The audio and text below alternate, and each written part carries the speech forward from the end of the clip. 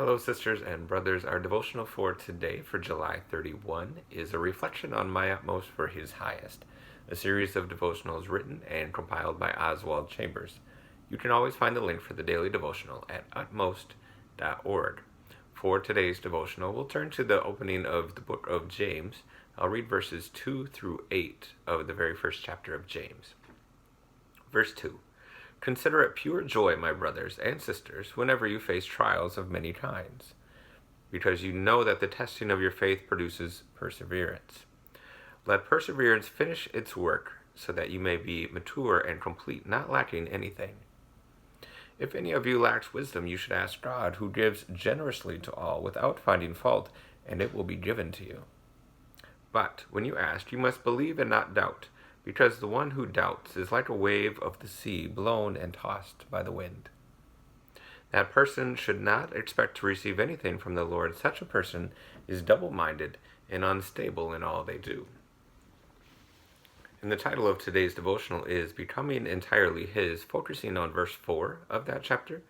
Let patience have its perfect work, that you may be perfect and complete, lacking nothing. Many of us appear to be all right in general, but there are still some areas in which we are careless and lazy. It is not a matter of sin, but the remnants of our carnal life that tend to make us careless. Carelessness is an insult to the Holy Spirit.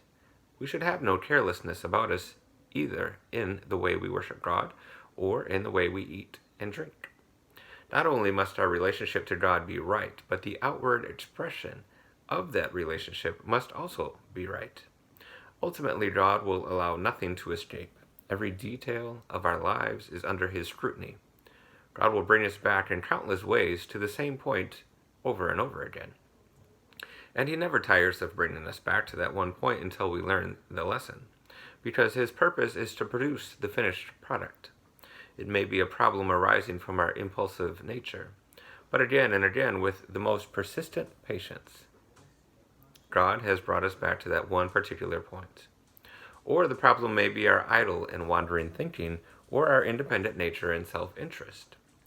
Through this process, God is trying to impress upon us the one thing that is not entirely right in our lives. We have been having a wonderful time in our studies over the revealed truth of God's redemption, and our hearts are perfect toward Him. And His wonderful work in us makes us know that overall we are right with Him. Let patience have its perfect work. The Holy Spirit, speaking through James, said, "Now let your patience become a finished product. Beware of becoming careless over the small details of life and saying, 'Oh, that will have to do for now.' Whatever it may be, God will point it out with persistence until we become entirely His." So as we think about that and think about this passage, let patience have its perfect work. Well, that's not always comfortable, but it is always true that God will keep bringing us back and back and back to the point until we learn a lesson. So I invite you today to think about and consider, what are some areas where you need to allow that work to continue, where God has been bringing you back to a lesson and back to a lesson and back to a lesson. One of the images that comes to mind as I think about this and think about God's perfect work is kind of like the washing of the waves over a stone, that over time it's going to smooth out the rough edges. Well, it's similar in the way that the Holy Spirit will bring us back to something and back to something and back to something until we have learned and been perfected in the way that God would have us be. And one thing that Chambers said here in the devotional that I would like us to think about as well is that we have to be right in our outward appearance, not only on the inside.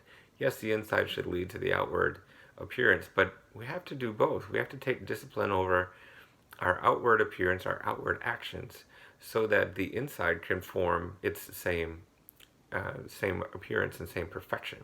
So I guess what I'm saying here is that if you continue to indulge in the things that have produced similar results that aren't God-pleasing, well, we have to change what our actions are. We have to change our words. We have to change our thoughts. We have to change our behaviors so that the work on the inside and the outside is pleasing to God and we become entirely His. So think on that today. Think about the lessons that God keeps bringing you back to. Where is an area that you can say, God, have your way and allow me to be completely yours? Thank you as always for listening. Be safe and stay well.